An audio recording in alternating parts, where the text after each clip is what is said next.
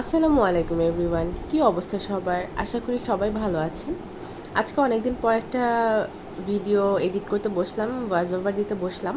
আসলে মাঝখানে ঈদের ব্যস্ততার কারণে অনেক দিন করতে পারিনি কোনো ভিডিও বা ভিডিও এডিটিং। তাই হচ্ছে আজকে আমি ভাবলাম যে আপনাদের সাথে একটা ম্যাঙ্গো কেকের ডেকোরেশন ভিডিও শেয়ার করি। ম্যাঙ্গো কেকের A to Z ডেকোরেশন আমি এখানে দেখাচ্ছি।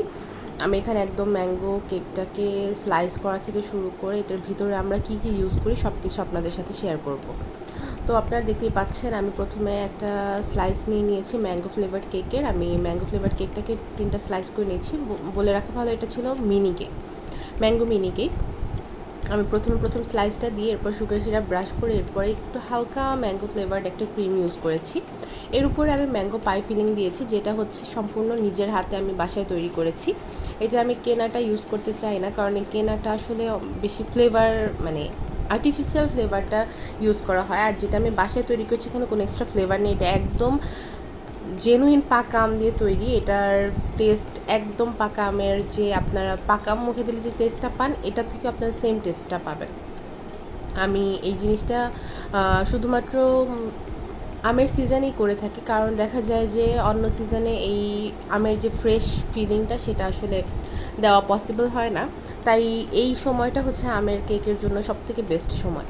তো আমি 2টা লেয়ারেই আমি ম্যাঙ্গো ক্রিম দিয়ে ম্যাঙ্গো পিউরিটা বা ম্যাঙ্গো পাই ফিলিংটা এমনভাবে দিয়ে নিয়েছি যাতে প্রতিটা বাইটে আপনার মুখে ম্যাঙ্গোর একটা রিফ্রেশিং ফ্লেভারটা আসে। এ পর্যন্ত যারা আমার কাছ থেকে এই কেকটা নিয়েছেন বা আমি নিজেও বাসায় বানিয়েছি, আমাদের কাছে এই কেকটা বেস্ট লেগেছে। আমাদের কাছেও লেগেছে, আমাদের ক্লায়েন্টদের কাছেও লেগেছে, আলহামদুলিল্লাহ। এটার প্রতিটা বাইটে রিফ্রেশমেন্ট। যারা হচ্ছে একটু রিফ্রেশমেন্টের জন্য কেক খেতে চান তারা নর্মাল ফ্লেভার বাদ দিয়ে এই টাইপের ফ্লেভারগুলো চুজ করলে বেস্ট হয়। আর এই গরমের মধ্যে আমের কেকটা হচ্ছে আপনাদের জন্য বেস্ট।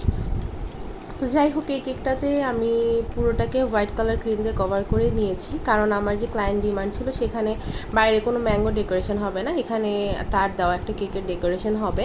তো আমি সেই কেক অনুযায়ী পুরোটাকে প্রথমে হোয়াইট কালার ক্রিম দিয়ে কভার করে নিয়েছি।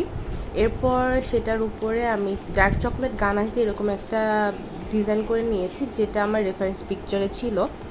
এরপর আমি ওখানে দুটো ছোট ওয়াইনের গ্লাস দিয়ে দিয়েছি, যেটার আসলে ভিডিওটা কোনোভাবে কেটে গিয়েছে, রিমুভ হয়ে গিয়েছে। এরপর আমি কিছুটা রেড কালার হুইপড ক্রিম নিয়ে নিয়েছি, এটা দিয়ে আমি লাভ বসিয়ে নিয়েছিলাম প্রতিটা ডিজাইনের মাঝখানে। এটা এরকমভাবেই ছিল। আর দেখেন লাভটা বসানোর পর এই কেকটা অনেক বেশি সুন্দর লাগছিল দেখতে। আর যেহেতু মিনি কেকে আমরা সবসময় মিনিমাল ডিজাইনটা রাখার চেষ্টা করি, তো এটাও একদম সিম্পল একটা ডিজাইন আপু দিয়েছিলেন, জাস্ট এখানে 1 ইয়ার অ্যানিভার্সারি সেলিব্রেট করার জন্য। আমি পুরোটাকেই যেভাবে দিতে বলেছিলেন সেভাবে আমি দিয়ে দিয়েছি। এরপর আমি তার মন মতো আমি লেখাটা দিয়ে নিচ্ছিলাম।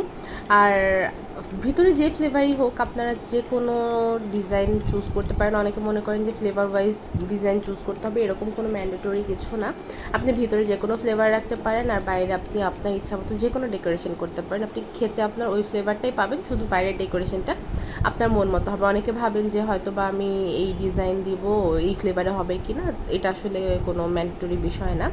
যাই হোক, এই হচ্ছে আমার কেকের ফাইনাল লুক। এই আমার কেকটা দেখতে অনেক বেশি সুন্দর ছিল সিম্পলের মধ্যে। আপনাদের কাছে কেমন লাগলো জানাবেন। Thank you.